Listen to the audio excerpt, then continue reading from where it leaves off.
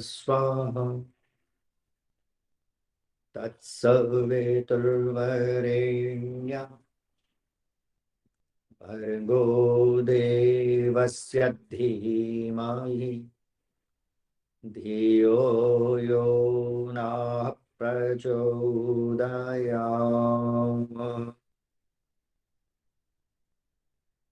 ॐ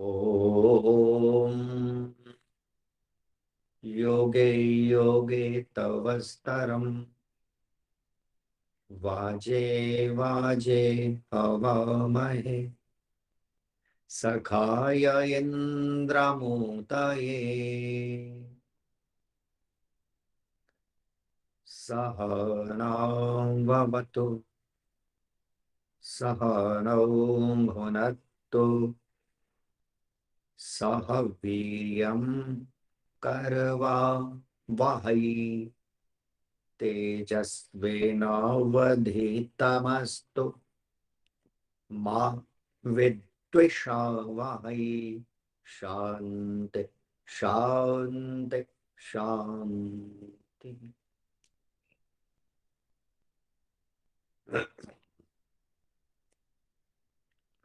उपस्थित वंदनीय मातृशक्ति आर्य समाज ग्रेटर कैलाश के सम्माननीय संरक्षक श्री योगेश मुंजाल जी, स्त्री एवं पुरुष समाज के समस्त प्रतिष्ठित पदाधिकारी वृंद, धर्माभिलाषी पुरुषों, नन्हे प्यारे बच्चों, पवित्र आत्मा, परमेश्वर की असीम कृपा है पुनः आप सबके समक्ष कुछ कहने का सौभाग्य मुझे मिल रहा है। आर्य स्त्री समाज ग्रेटर कैलाश द्वारा आयोजित माघ मासीय इस कार्यक्रम में मेरा आज का यह तीसरा प्रवचन है और पिछले 2 दिनों में मैंने आत्मोत्थान के वेदोक्त उपायों पर संक्षेप में थोड़ा सा चिंतन करने का प्रयत्न किया। आज का जो विषय है जिस पर संक्षेप में मुझे थोड़ा सा चिंतन और विचार करना है वह विषय है प्रभु भक्ति की अनिवार्यता। अपने आप में बड़ा सारगर्भित और महत्वपूर्ण विषय,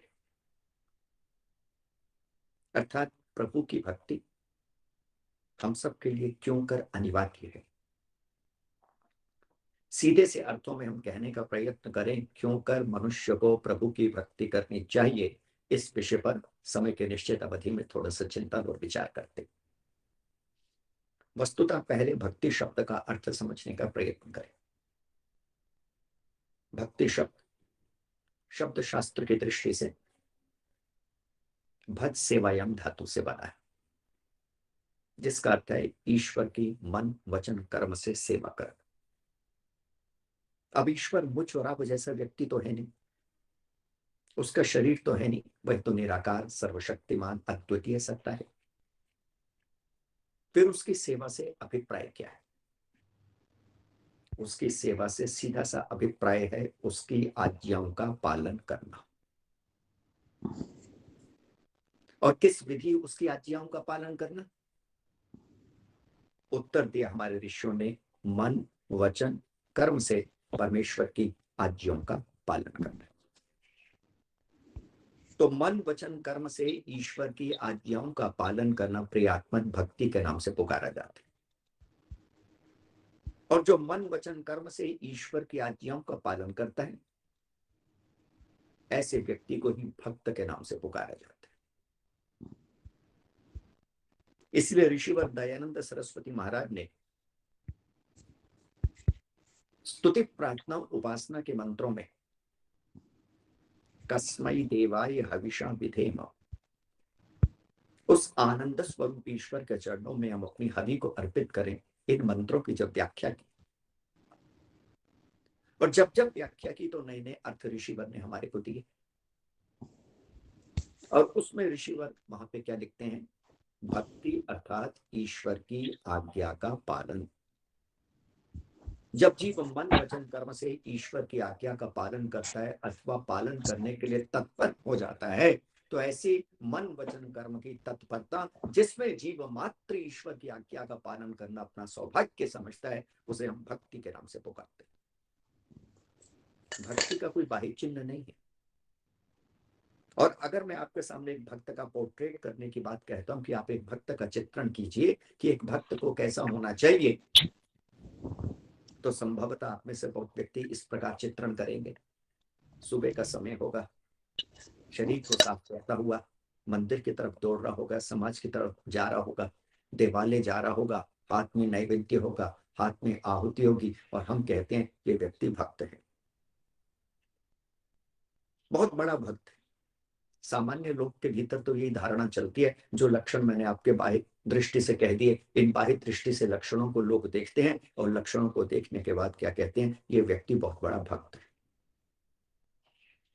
लेकिन मैं आपके सामने अनुरोध करना चाहता हूं, हमारे ऋषियों ने स्पष्ट कर दिया, और स्पष्ट करते हुए क्या कहा, बाहर का कोई भी लक्षण आपके भीतर की सूचना नहीं देता। दोनों बातें समझ लीजिएगा। ऐसा नहीं है कि जो इस प्रकार नहा धो के शरीर को साफ करते हुए मंदिर में जा रहे होंगे वो भक्त नहीं होंगे, लेकिन मात्र इन बाह्य लक्षणों के आधार पर हम किसी को भक्त नहीं कह सकते। विडंबना तो यही रही, बाह्य लक्षणों को ही हमने आधार मान लिया और जो मूल में लक्षण से उनको जानने का प्रयत्न नहीं किया, उससे वंचित हो गए। मेरा विषय भक्त के लक्षणों का प्रतिपादन करना नहीं है, मेरा विषय भक्त के लक्षणों को बतलाना भी नहीं है। मेरा विषय तो यह है कि हम प्रभु की भक्ति क्यों करें, उसकी अनिवार्यता हमारे जीवन के भीतर क्या है। तो भक्ति का सीधा सा अर्थ है मन वचन कर्म से ईश्वर की आज्ञा का पालन करना। और परमेश्वर की भक्ति के लिए, उसकी अनिवार्यता के लिए शास्त्र में अनेक तर्क दिए गए, अनेक प्रमाण दिए गए, अनेक बातें कही गई हैं क्यों कर जीव को प्रभु की भक्ति करनी चाहिए। तो यहां पर मैं आपके सामने समय के निश्चित अवधि में थोड़ा सा कहने का प्रयत्न करूंगा। सबसे पहली बात, परमेश्वर की भक्ति किए बिना मनुष्य दुखों से नहीं छूट सकता, और दुख प्रत्येक व्यक्ति को व्याप्त है। किसी को कम मात्रा के भीतर व्याप्त है, किसी को ज्यादा मात्रा के भीतर व्याप्त है। अगर कोई व्यक्ति आपको ऐसा मिलेगा जिसको शारीरिक दुख नहीं है, तो उसको मानसिक दुख होगा, और अगर किसी को मानसिक दुख है तो हो सकता है उसको शारीरिक दुख ना हो। ऐसे भी व्यक्ति आपको मिलेंगे, शारीरिक दुख भी नहीं होगा, मानसिक दुख भी नहीं होगा, मन के आधार पे भी बड़े स्ट्रांग होंगे, शरीर के आधार पे भी निरोग होंगे, लेकिन पारिवारिक दुख होगा। और कई बार ऐसा भी होगा, पारिवारिक दुख भी नहीं होगा, शारीरिक दुख भी नहीं होगा, मानसिक दुख भी नहीं होगा, लेकिन प्रतिष्ठा अर्थात सामाजिक दुख होगा। तो यहाँ पे क्या है, प्रत्येक व्यक्ति कहीं ना कहीं दुखों से घिरा ही हुआ है। किसी को कम हो सकता है, किसी को ज्यादा हो सकता है। कोई दुख में भी मुस्कुराएगा, कोई दुख के भीतर टूट जाएगा, कोई दुख को बड़ी प्रसन्नता से सहन कर लेगा, और कोई दुख को रो रो के सहन करेगा। किसी में दुख सहन करने की क्षमता ज्यादा होगी, किसी के भीतर दुख सहन करने की क्षमता कम होगी। लेकिन संसार का ये नियम है, और नियम क्या है, जिसके लिए शास्त्रकारों ने लिखा, दार्शनिक ऋषियों ने लिखा, कुत्रापि को अपि सुखी ना। कोई भी यहाँ पे पूर्ण रूपेण सुखी दिखाई नहीं पड़ता। एक उर्दू के शायर ने बड़ी सुंदर बात लिखी है, और वह उर्दू का शायर लिखता है, जमाना छान मारा सारी दुनिया देखी वाली है। अपने अनुभव की बात कर रहा है। उम्र पक गई, उम्र पकने के बाद कलम उठाई और लिखा, जमाना छान मारा सारी दुनिया देखी भाली है, ना कोई आजाद फितरत से, ना कोई गम से खाली है। किसी को भी उठा के देखा तो हो सकता है किसी को कम हो, किसी को ज्यादा हो। और शास्त्रकार कहते हैं संसार में तीन प्रकार के दुख है, और इन तीन प्रकार के दुखों से छूटना ही मानव जीवन का ध्येय है, मानव जीवन का परम लक्ष्य है। और वे तीन प्रकार के दुख कौन से हैं? सबसे पहला दुख आध्यात्मिक दुख होता है। और वे आध्यात्मिक दुख क्या होता है? शरीर और आत्मा का रुग्ण हो जाना आध्यात्मिक दुख के अंतर्गत आता है। शरीर के भीतर किसी भी प्रकार का रोग हुआ, और उस रोग के कारण ना धर्म की सिद्धि है, ना अर्थ की सिद्धि है, ना काम की सिद्धि है, ना मोक्ष की सिद्धि है, और परिणाम क्या हुआ? मनुष्य सुखों से वंचित हो गया। आत्मा अविद्याग्रस्त हो गई तो फिर परमेश्वरीय आनंद से वंचित हो गई। ये आध्यात्मिक दुखों के अंतर्गत आता है। उसके बाद दूसरा दुख आता है आधि भौतिक दुख, जो भूत प्राणियों से मुझे और आपको प्राप्त होता है। और वह भूत प्राणियों से प्राप्त होने वाला, सांप ने काट लिया, बिच्छू ने काट लिया, कुत्ते ने काट लिया, बंदर ने काट लिया, ये सारे के सारे आदि भौतिक दुखों के अंतर्गत आते। और तीसरे प्रकार का दुख है जिसे हम आदि दैविक दुख कहते हैं, जो नेचुरल कैलामिटीज में किसी भी प्रकार का अनियंत्रण होने से पैदा होता है, जैसा कि इस समय हम कोरोना का पिछले 2 सालों से भोग रहे हैं। यह आदि दैविक दुख है। तो इन 3 प्रकार के दुखों से मनुष्य संतप्त है, और इन 3 प्रकार के दुखों का निवारण मात्र प्रभु भक्ति के द्वारा ही हो सकता है। इसलिए प्रभु भक्ति की अनिवार्यता है, इसलिए बिना प्रभु भक्ति के कार्य नहीं हो सकता। उपनिषद की एक छोटी सी घटना मुझे याद आती है। एक बार एक शिष्य अपने गुरु के पास पहुंचा, समित पाणी होके पहुंचा। समित पाणी का अर्थ है अपने हाथ में संविधाओं को लेके पहुंचा। हमारे यहाँ पे परंपरा थी, प्राचीन भारत के भीतर, वैदिक काल के भीतर रीत थी, परंपरा थी कि जब भी शिष्य गुरु के चरणों में जाया करता था कुछ सीखने के लिए, तो विनम्रता के भाव से भरता हुआ, श्रद्धा के भाव से भरता हुआ समित पाणी होके जाया करता था, अर्थात अपने हाथ में संविधाओं को लेके जाया करता था। और उन संविधाओं को गुरु चरणों में अर्पित कर देता था। गुरु भी उन संविधाओं को अंगीकार करता था और शिष्य की जिज्ञासाओं का यथाशक्ति समाधान करने का प्रयत्न करता था।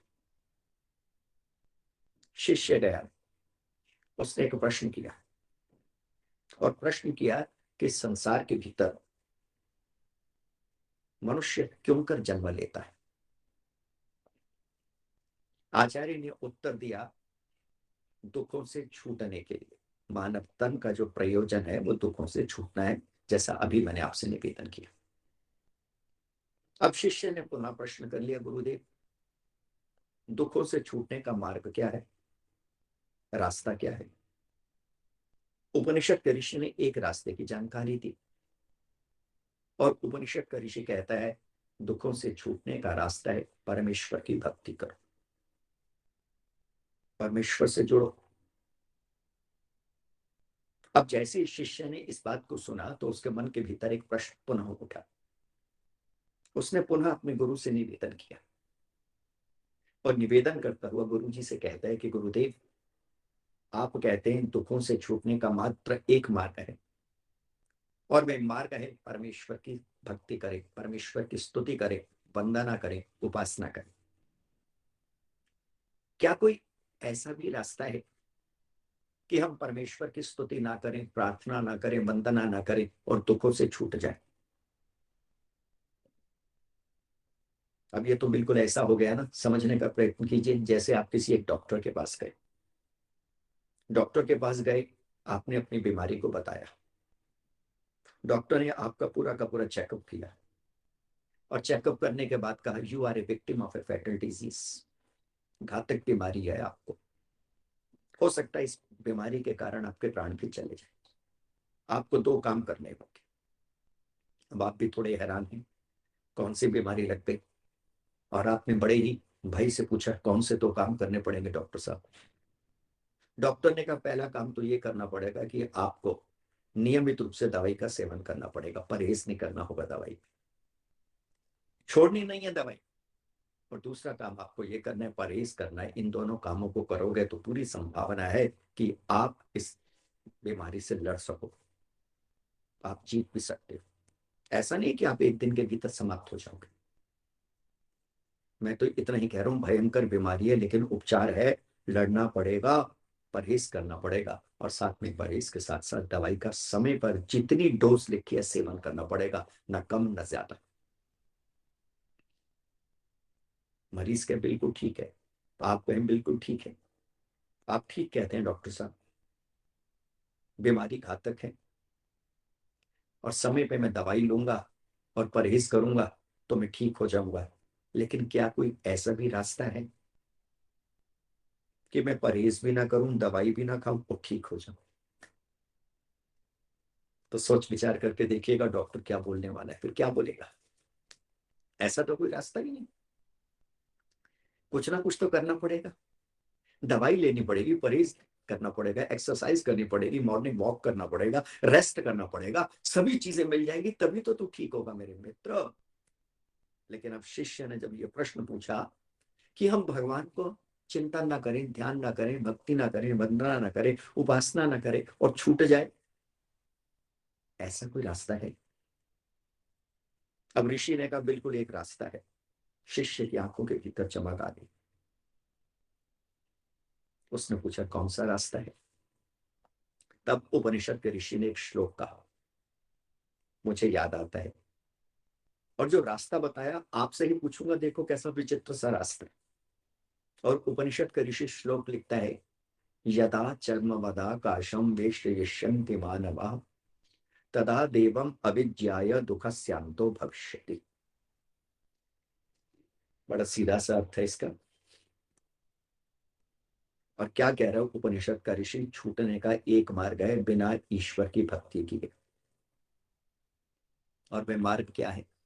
जिस दिन संसार के प्राणी, समझिएगा शब्दों पे ध्यान रखिए, जिस दिन संसार के प्राणी इस आकाश को शरीर पर चमड़े की भांति लपेटने में सामर्थ्य युक्त हो जाएंगे, अर्थात जिस दिन ये आकाश शरीर पर चमड़े की भांति लपेटा जाएगा, या मनुष्य इतना शक्तिशाली हो जाएगा कि इस आकाश को शरीर पर चमड़े की भांति, जैसा चमड़ा लिपटा हुआ है ना शरीर पर, लपेटने की भांति सामर्थ्य युक्त हो जाएगा, उस दिन बिना प्रभु को जाने उसकी भक्ति किए मनुष्य दुखों से छूट जाएगा। क्या अर्थ हुआ इसका? बड़ा सीधा सा अर्थ है, जैसे इस आकाश को शरीर पर चमड़े की भांति लपेटना असंभव है, क्यों जी? Is it possible? What will you say? Definitely impossible. शरीर पर चमड़े की भांति इस आकाश को लपेटना कैसा है? असंभव, नेक्स्ट टू इम्पॉसिबल, असंभव से भी आगे।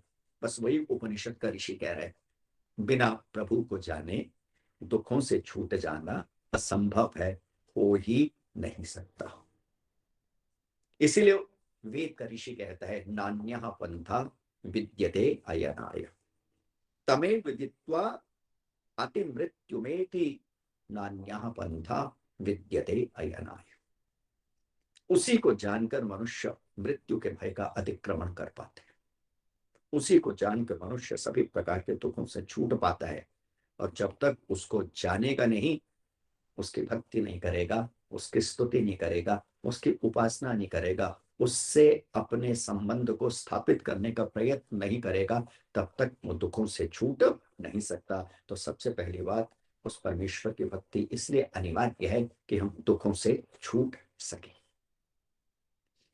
दूसरा तर्क हमारे ऋषियों ने दिया, उस परमेश्वर की भक्ति के विषय में बड़ा महत्वपूर्ण तर्क दिया, और सत्याग प्रकाश के भीतर ऋषिवर इसका बड़ा सुंदर विवेचन करते हैं।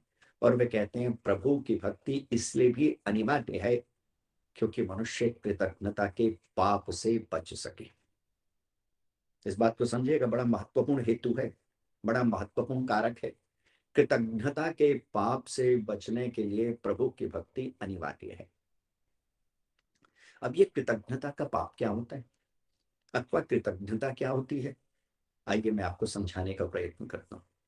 संसार में दो प्रकार के व्यक्ति होते हैं। एक व्यक्ति में है जिनको हम कृतज्ञ कहते हैं, एक व्यक्ति में है जिनको हम कृतज्ञ के नाम से पुकारते हैं। कृतज्ञ का अर्थ क्या होता है और कृतज्ञ का क्या अर्थ होता है? दोनों के भीतर भेद है, दोनों के भीतर अंतर है।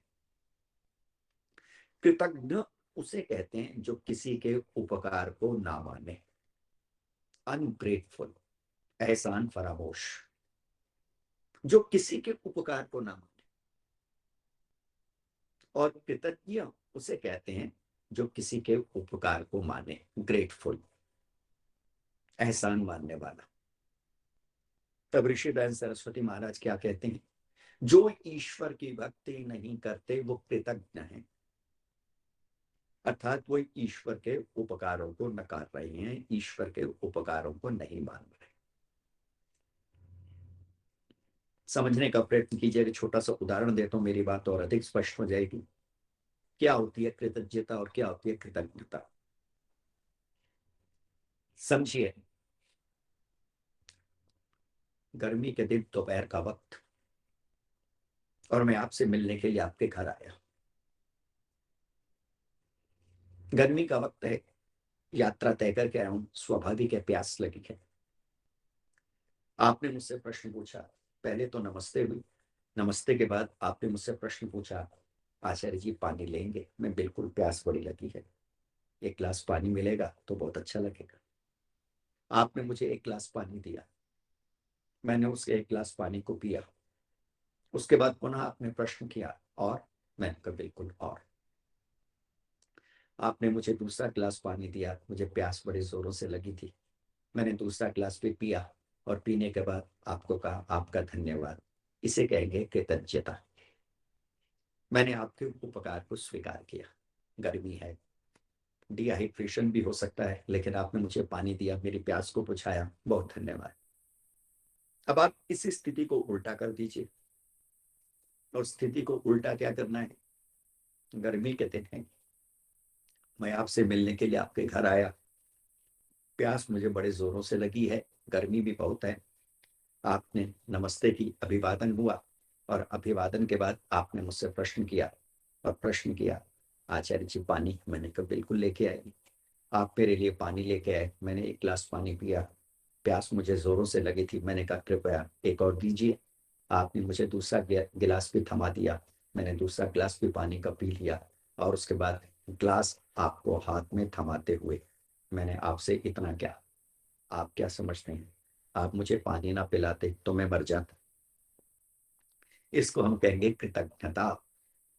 कि एक तो आपने जल भी दिया, पानी भी दिया, डिहाइड्रेशन से भी बचाया, मेरी प्यास को भी शांत किया, और उसके बावजूद मैंने आपसे क्या कहा, आप ना मुझे बचाते तो क्या मैं मर जाता।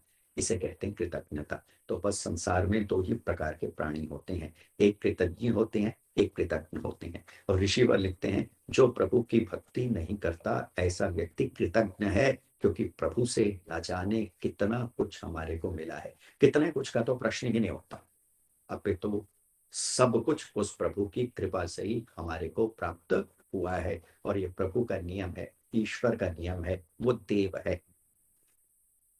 देव ही नहीं, महादेव। वेद के भीतर परमेश्वर के बड़े सुंदर सुंदर संबोधन देखने को मिलते हैं। उसमें से एक संबोधन है देव, दूसरा संबोधन है महादेव। देव का सीधा सा अर्थ है यह दिव्यति सदैवा। अनेक अर्थ हैं देव के, उसमें से एक अर्थ है जो देता है अथवा देना जानता है, जो देना अपना सौभाग्य समझता है, उससे हम उसे देव के नाम से पुकारते हैं। और परमेश्वर तो महादेव है, अनादि काल से दे रहा है, अनंत काल तक देता रहेगा। और एक बात अच्छी तरह ध्यान में रखिएगा, इससे पूर्व जन्मों के भीतर भी वही देव था, वही देने वाला था। इस जन्म के भीतर भी वही संभाल रहा है, वही दे रहा है। और आगामी जन्मों के भीतर भी, किसी भी योनि के भीतर हम क्यों ना हो, किसी भी स्थिति के भीतर क्यों ना हो, वही एक देव था जो हमको संभाल रहा था, जो हमको दे रहा था। तो जो देव कल भी संभालता था, आज भी संभाल रहा है, कल भी संभालेगा, तो हमारा धर्म बनता है कि हम उसकी स्तुति करें, उसका धन्यवाद करें। तो ये जो धन्यवाद है परमेश्वर का, ये कृतज्ञता के पाप से बचाता है। ये जो भक्ति है परमेश्वर की, ये कृतज्ञता के पाप से बचाती है। और एक उर्दू के शायर ने बड़ी सुंदर बात लिखी है, और वह लिखता है, बात करने की भला होश ना हो, बात करने की भला होश ना हो, चाहे जिंदगी में इंसान के कोई दोष ना हो, हजार दोष हो इंसान में मगर एक एहसान फरामोश ना हो, एक एहसान फरामोश ना हो, कृतज्ञ ना हो। और वाल्मीकि रामायण के भीतर तो कृतज्ञता को महापाप के नाम से पुकारा गया। और वाल्मीकि रामायण के भीतर ऋषिवर वाल्मीकि क्या लिखते हैं, सुनो, कोई व्यक्ति झूठ बोले तो उसका प्रायश्चित शास्त्र में है, लेकिन झूठ नहीं बोलना चाहिए। ये नहीं कि प्रायश्चित है तो मैं बोल दूं, ऐसा नहीं। कोई व्यक्ति झूठ बोले तो उसका प्रायश्चित शास्त्र में है, कोई वचन भंग करे तो उसका प्रायश्चित शास्त्र में है, कोई व्यक्ति दान ना दे उसका प्रायश्चित भी शास्त्र में लिखा हुआ है। कोई ब्रह्म हत्या करे अर्थात ब्राह्मण की हत्या करे, उसका भी प्रायश्चित शास्त्र में लिखा है। लेकिन इसका गलत अर्थ ये नहीं लेना कि हत्या करनी चाहिए। और आगे चल के ऋषि वाल्मीकि क्या लिखते हैं, लेकिन जो व्यक्ति कृतज्ञ है, किसी के उपकार को नहीं मानता, उसका तो प्रायश्चित भी शास्त्र में नहीं लिखा। महापाप के नाम से इस कृतज्ञता को पुकारा गया है। इसलिए ऋषिवर ने क्या कहा, कृतज्ञता के पाप से बचने के लिए परमेश्वर की भक्ति करनी चाहिए। एक हिंदी के कवि के दो शब्द याद पड़ते हैं, और वे क्या लिखता है, उसने ईश्वर के देवत्व स्वरूप को देखा और देखा कि ईश्वर तो दे रहे हैं और भक्त इतना कृतज्ञ है कि ईश्वर के उपकारों को ना देखता है ना मानता है। तो वे कवि क्या लिखता है, तो विश्व को दिन रात दिए जाता है, तो विश्व को दिन रात दिए जाता है, इस पर भी उसे ख्याल नहीं आता है। जो देखता हूँ आपके एहसानों को, तो सिर मेरा शर्म से झुक जाता है, सिर मेरा शर्म से झुक जाता है। कितना कुछ परमेश्वर ने हमारे को दिया, सब कुछ परमेश्वर ने दिया। तो जिसने सब कुछ दिया है, शिष्टाचार का नियम भी यही कहता है, किसी से अगर कोई वस्तु मिलती है तो पहले हम धन्यवाद करते हैं। और जिस परमेश्वर से अनादि काल से मिल रहा है, अनंत काल तक मिलता रहेगा, अगर हम उसका धन्यवाद नहीं करेंगे तो मुझ और आप जैसा कृतज्ञ व्यक्ति दूसरा कोई नहीं होगा। इसलिए नित्य प्रति उठकर परमेश्वर की स्तुति करें, वंदना करें, प्रार्थना करें, उपासना करें, अपने आप को उससे जोड़ने का प्रयत्न करें। तीसरी बात, नास्तिकता के पाप से बचने के लिए हम सब परमेश्वर की स्तुति करें, परमेश्वर की भक्ति करें। संसार में एक ऐसा वर्ग भी है जो ईश्वर के अस्तित्व को नकारता है, ईश्वर के अस्तित्व को स्वीकार नहीं करता।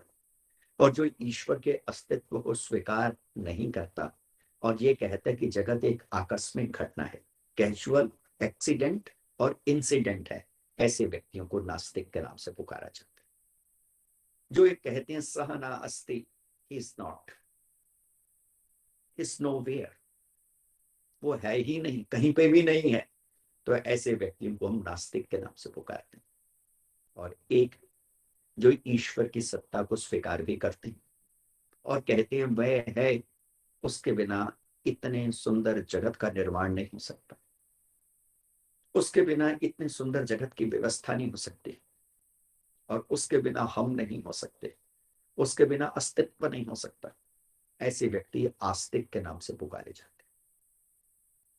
तो नास्तिकता अपने आप में घोर पाप है, जैसे कृतज्ञता अपने आप में घोर पाप है।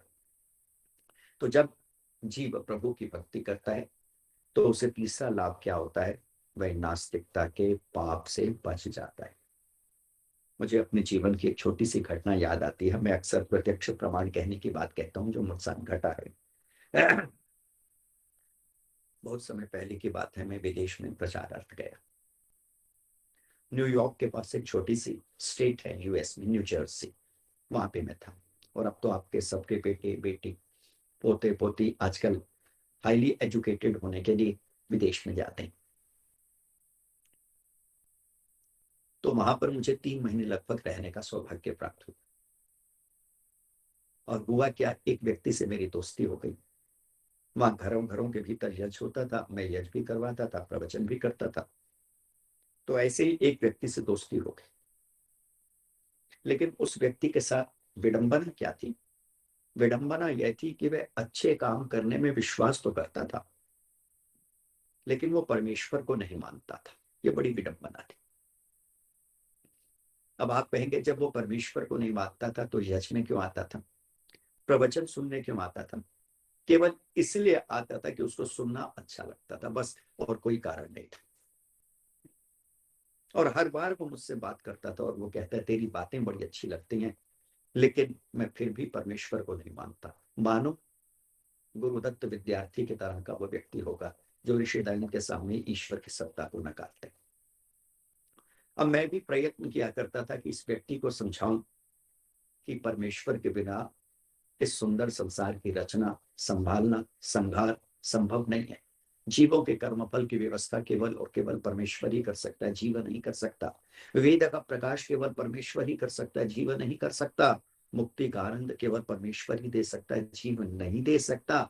मैं बड़ा प्रयत्न करता था उसको समझाने का, लेकिन ढाके के 3 बात उसको कभी भी समझ में नहीं आया करता था। और मैं उसे वैज्ञानिक ढंग से भी समझाने की कोशिश किया करता था कि सूर्य और चंद्र के भीतर एक संगति है, कि एक समय सूर्य आता है, एक समय चंद्र आता है। मैंने प्रश्न किया, कभी तूने दिन के समय चंद्रमा को देखा या रात के समय सूर्य को देखा? वो हर बार कहता था, देखा नहीं, लेकिन ये जो है ना, ये केवल और केवल एक scientific law is working in this whole beautiful universe and there is no god. और वो एक ही बात कहा करता था, पूरे के पूरे विश्व के भीतर एक नियम काम कर रहे हैं, वैज्ञानिक नियम काम कर रही है, और परमेश्वर नहीं है। और हर बार कहा करता था, there is no coordinator between two, there is no coordinator between two. दो के भीतर कोई संयोजक नहीं है। जन्म है तो है, मृत्यु है तो है, दोनों को जोड़ने वाला कोई नहीं है। जन्म हो रहा है, मृत्यु हो रही है, आकस्मिक है। मैं भी हंसते हुए कहता था, सबका सब नियम में चल रहा है, अभी भी आकस्मिक लगता है। सबका सब लयबद्धता के भीतर चल रहा है, अभी भी आकस्मिक लगता है। लेकिन उस व्यक्ति के समझ में नहीं आता था। लेकिन साथ में मैंने एक बात कही आपसे पहले, वो अच्छे काम करता था। अब आपके मन के भीतर प्रश्न उठता होगा, यद्यपि वो ईश्वर को नहीं मानता, फिर भी अच्छे कर्म करता है, तो निश्चित रूप से अच्छे जो कर्म करता है उसका फल उसे अच्छा ही प्राप्त होगा, ये ईश्वर का नियम है। लेकिन जो वो ईश्वर को नहीं मानता, उस नास्तिकता के पाप का दुख भी उसको निश्चित रूप से भोगना ही पड़ेगा। अब हुआ कुछ ऐसा कि मुझे भारत वापस आना था, और मैंने आपसे कहा कि वो मुझसे बड़ा प्रेम करता था, स्नेह किया करता था। तो फेयरवेल का समय था, उसने रात्रि भोज अर्थात डिनर का आयोजन किया मेरे लिए। प्रेम करता था मुझसे, और उस दिन पूर्णमासी का दिन था। जिस दिन उसने रात्रि भोज किया, अगले दिन मुझे भारत आना था, देश वापस आना था।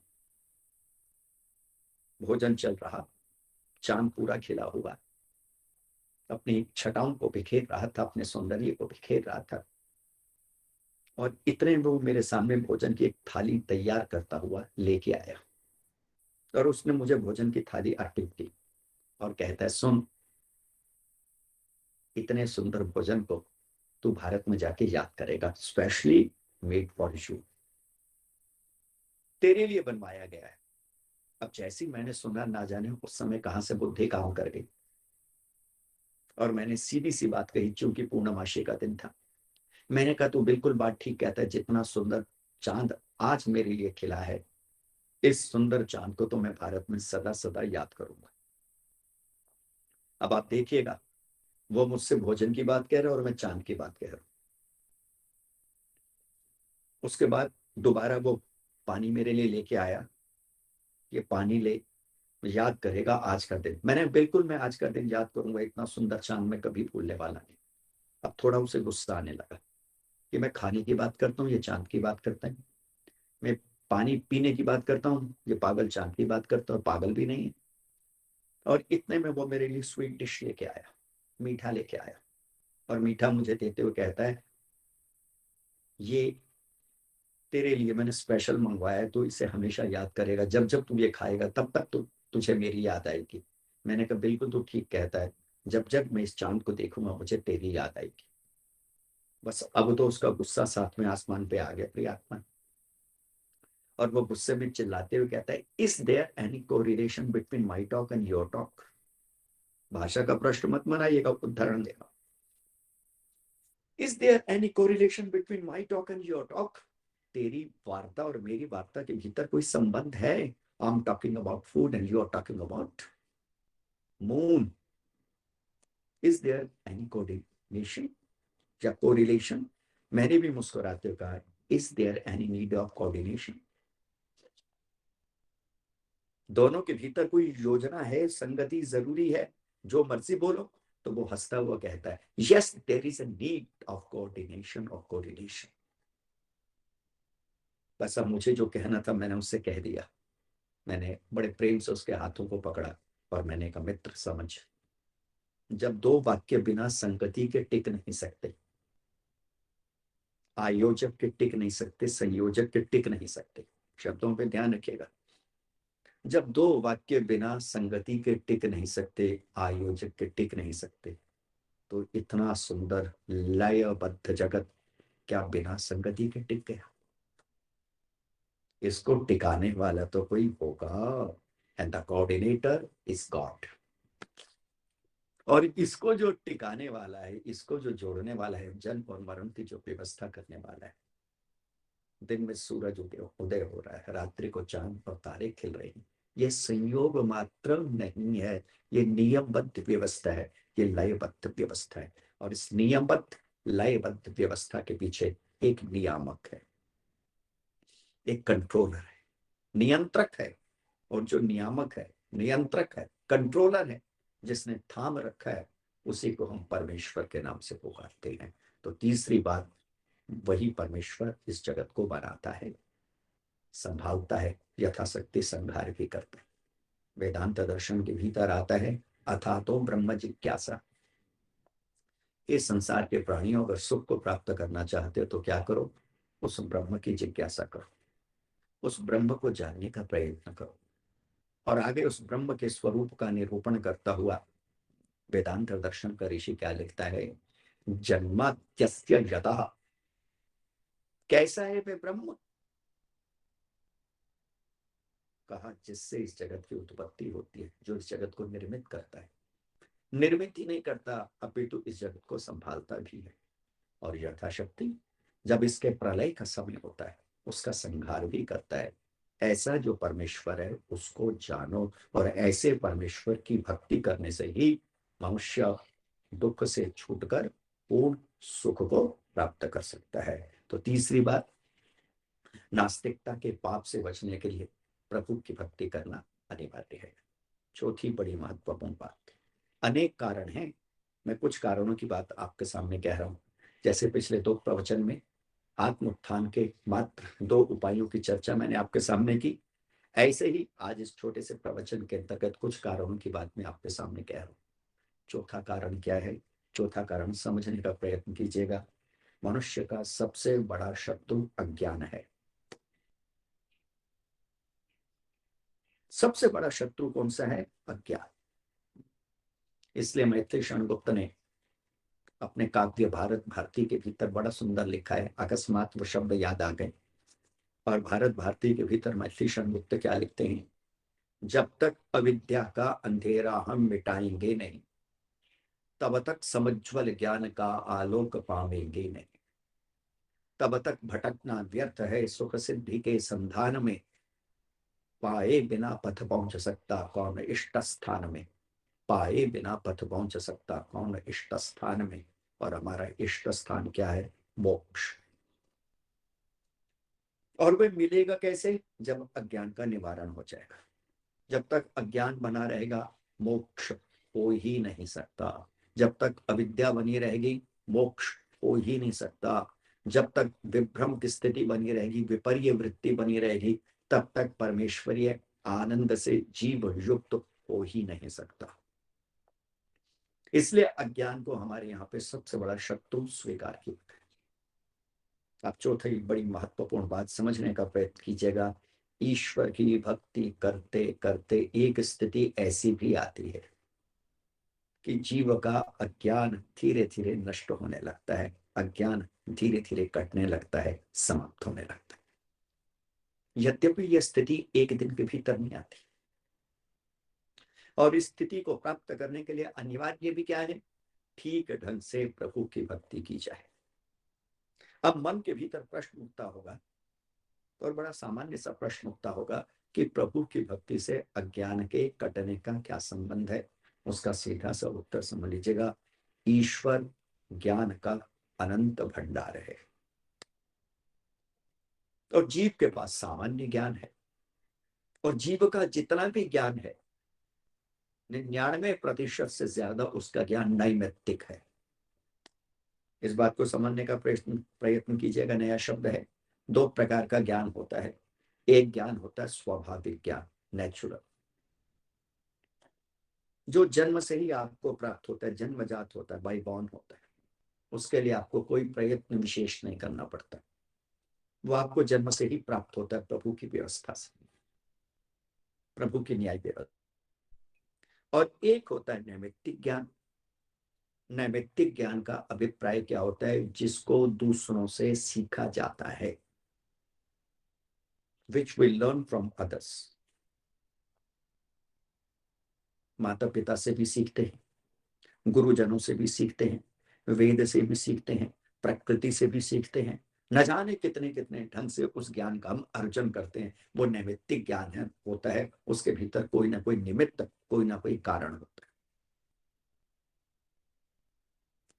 स्वाभाविक ज्ञान क्या होता है, समझने का प्रयत्न कीजिए। गाय का बछड़ा पैदा हुआ, आप अगर उसको तैरने के लिए छोड़ देते हैं वो डूबेगा नहीं। भैंस का बच्चा पैदा हुआ, अगर आप उसे तैरने के लिए छोड़ देते हैं वो डूबने वाला नहीं, वो तैर ही जाएगा। लेकिन अगर मनुष्य पैदा होता है, और पैदा होते ही इन्फेंट को, एक छोटे से बच्चे को अगर आप पानी के भीतर छोड़ेंगे तो परिणाम क्या होगा?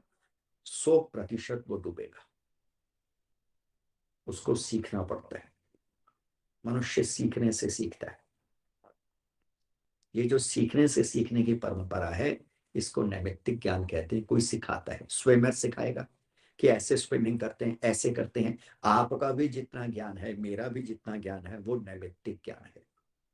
स्वाभाविक ज्ञान तो मात्र रत्ती भर है, और बाकी सारा का सारा ज्ञान क्या है? नैमित्तिक ज्ञान सीखना ही पड़ता है। इसलिए तो विद्यालय बने हुए हैं, इसलिए तो स्कूल बने हुए हैं कि मनुष्य जाए वहां पे सीखे।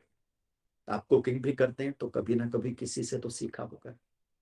बिना सीखे तो आप कुकिंग भी नहीं करते होंगे। मैं भी आपके सामने बोल रहा हूँ, कभी किसी काल में किसी से तो सीखा होगा। आप में से बहुत व्यक्ति हारमोनियम बजा लेते हैं, कभी किसी काल में किसी समय में किसी से सीखा होगा। आप व्यापार भी कर रहे हैं, किसी समय किसी से सीखा होगा। बिना सीखे आप नहीं चल सकते, नहीं बढ़ सकते। ये नियम है, सिद्धांत। तो जीव का जो ज्ञान है नैमित्तिक ज्ञान है, वो किसी से सीखता है। और ईश्वर क्या है? अनंत ज्ञान का भंडार, विशुद्धतम ज्ञान का भंडार। इस बात को और समझ लीजिएगा, अनंत ज्ञान तो परमेश्वर में है ही, लेकिन ईश्वर का ज्ञान विशुद्ध है। उसमें किसी भी प्रकार की कमी नहीं होती, परिवर्तन नहीं होता, परिवर्धन नहीं होता, न्यूनता नहीं होती, कुछ ऐड नहीं होता, कुछ डिलीट नहीं होता। इस बात को और समझ लीजिएगा। अगर परमेश्वर के ज्ञान के भीतर कुछ ऐड और डिलीट होने लगे तो इसका मतलब परमेश्वर को किसी प्रकार के पदार्थ का ज्ञान नहीं था, जो नया ज्ञान उसमें पैदा हो गया। ये परमेश्वर के साथ नहीं घटता, ये जीव के साथ घटता है, क्योंकि जीव स्वभाव स्वभाव से अल्पंची है। जीव के भीतर ऐसा हो सकता है, मेरे और आपके भीतर ऐसा हो सकता है कि आज जो मुझे ज्ञान है वो समाप्त हो जाए। बहुत बार ऐसा हुआ है, होता ही है। आप में से जो 70-80 साल के माताएं बहनें या पुरुष होंगे, विचार करके देखिए, 20 साल में जो याद होगा आज वो याद नहीं होगा। लेकिन परमेश्वर के साथ विस्मरण का रोग भी नहीं होता। परमेश्वर किसी ज्ञान को भूलता भी नहीं है कि मैंने पिछले सदी या प्रलय से पहले या बाद में न्याय व्यवस्था ऐसे की थी। परमेश्वर इसको भूलता नहीं है। परमेश्वर का ज्ञान पूर्ण होता है, जीव का ज्ञान अपूर्ण होता है। परमेश्वर का ज्ञान स्वाभाविक है। उपनिषद लिखता है स्वाभाविकी ज्ञान क्रिया बल च। परमेश्वर के भीतर ये स्वाभाविक है, लेकिन जीव के भीतर जो होता है वो कैसा होता है? वह होता है नैमित्तिक ज्ञान, किसी के द्वारा सिखाया जाता है। तो ईश्वर अनंत विशुद्ध ज्ञान का भंडार है। और भक्त जब अपने हृदय को पूर्णतः परमेश्वर में समर्पित कर देता है, उसके साथ जुड़ जाता है, उसके साथ एक हो जाता है, तब क्या होता है? परमेश्वर उसे समाधि की अवस्था में विशेष ज्ञान को देते। केवल विशेष ज्ञान को ही परमेश्वर नहीं देते, उस समय विशेष ज्ञान को देते हैं, बल को देते हैं, शक्ति को देते हैं, निर्भयता को देते हैं, प्रेम को देते हैं, न्याय को देते हैं। अर्थात परमेश्वरीय जितने भी गुण हैं वे सारे के सारे जीव को प्राप्त होते हैं। लेकिन कब प्राप्त होते हैं? जब वो भक्ति की डगर पे चलता है। इसलिए क्या करना है? इसलिए एक नियम बना लेना है। उसे कह के मैं अपनी बात को विराम दे दूंगा, समय लगभग समाप्ति की ओर है। और एक नियम क्या बना लेना है? ये छोटा सा नियम आपको बनाना है। 24 घंटे का दिन रात है। अगर हम प्राकृतिक नियमों को देखें तो हम देखते हैं 24 घंटे का दिन रात है। और इस 24 घंटे के दिन रात के भीतर मनुष्य संसार के सभी कार्यों का प्रतिपादन करता है, व्यापार भी करता है, कारोबार भी करता है, घर को भी संभालता है, परिवार को भी संभालता है, सामाजिक गतिविधियां भी करता है। जो जो अनिवार्य होता है एक व्यक्ति वो करता है। 24 घंटे के दिन रात के भीतर बस इतना कीजिए, 24 मिनट नित्य प्रति परमेश्वर के ध्यान में लगाने का प्रयत्न कीजिए। 1 घंटे पे अगर 1 मिनट भी अगर प्रभु की भक्ति करनी, ये मिनिमम है, लेसर विल है। कोई ये ना सोचे कि नियम है 24 मिनट, ना, ये तो मैं कह रहा हूं ना करने से कुछ करना अच्छा। Something is better than nothing, उस दृष्टि से मैं कह रहा हूं। अन्यथा ऋषिवर लिखते हैं न्यून से न्यून करता मिनिमम, कम से कम। एक भक्त को, मुमुक्षु को 1 घंटा ईश्वर का ध्यान अर्थात भक्ति अवश्यमेव करनी चाहिए। और फिर उससे क्या होने वाला है, कुछ लाभों की बात मैंने आपके सामने अभी कही। इतना नहीं कर सकते तो 24 मिनट 24 घंटे है ना दिन रात में, तो 24 मिनट 1 घंटे पे 1 मिनट निकालते हुए नित्य प्रति प्रभु की भक्ति करने का प्रयत्न करो। और फिर ये तो मैंने बताया क्या मिलेगा, बड़ी संक्षेप में बताने का प्रयत्न किया। ये तो अभी टच करने की कोशिश किया, what will we get by his devotion. जो करेंगे उनको इतना मिलेगा, वो वर्णातीत हो जाएगा, बियॉन्ड एक्सप्लेनेशन हो जाएगा। भक्त जो प्राप्त करता है प्रभु की भक्ति के भीतर, वो पूर्णता कहने का विषय नहीं है, लेकिन फिर भी संकेत दे सकता है। तो इसीलिए क्या करें, जिस प्रभु की कृपा से सब कुछ मिला है, नित्य प्रति उसकी भक्ति करें। एक शास्त्र का वचन कह के समाप्त कर देता हूँ। शास्त्र का प्रिय वचन मुझे याद पड़ गया, और शास्त्र क्या कहता है, 100 काम छोड़कर स्नान करें। स्नान के महत्व को बतलाया जा रहा है यहाँ पे, ये महत्व बतलाया जा रहा है। 100 काम छोड़ के स्नान करें, 1000 काम छोड़कर भोजन करें, शरीर के लिए अनिवार्य है। 1,00,000 काम छोड़कर दान करें, और सभी काम छोड़कर प्रभु की भक्ति करें। सभी काम छोड़कर प्रभु की भक्ति करें, सभी काम छोड़कर प्रभु की भक्ति करें। आज इतना ही। आपने मेरी बातों को बड़ी शांति से सुना है, इसके लिए मैं आपका धन्यवाद करता हूं और अपने को अनुग्रहित अनुभव करता हूं। पुनः आप सबका धन्यवाद। ओम शांति शांति शांति। आचार्य जी का बहुत बहुत धन्यवाद इतने सुंदर प्रवचन के लिए। अभी मैं मृदुला चटानी जी से कहूंगी आचार्य